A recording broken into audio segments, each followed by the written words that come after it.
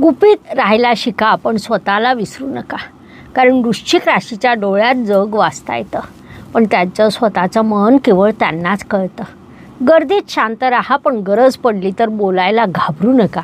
ही बाब वृश्चिक राशीच्या जातकांनी या काळात प्रामुख्याने लक्षात घ्यायला हवी. भाग्य व शुभसंकेत या दृष्टीने विचार केला असता वृश्चिक जातकांसाठी या महिन्यात अनेक शुभसंकेत निर्माण झालेले आहेत. त्यात प्रामुख्याने सांगायचं झाल्यास तुमचे कर्मेश भाग्यस्थानात विराजमान आहेत आणि महिन्याच्या दुसऱ्या पंधरवड्यात ते कर्मस्थानात जाणार आहे, ज्याला आपण अत्यंत मोठा शुभसंकेत म्हणू शकतो. राशीस्वामी लाभात असणं आणि धनस्थान पंचम स्थानावर त्याची दृष्टी असणं हा देखील मोठा शुभसंकेत आहे. थोडक्यात भाग्य तुमच्या बाजूने आहे, परंतु तुम्हाला धैर्य ठेवावं लागेल. त्यात वृश्चिक राशीचं भाग्य हे अचानक उगवतं आणि अचानक माळवतं. हे तुमच्या भाग्याचं नेहमीचंच वैशिष्ट्य सांगता येईल.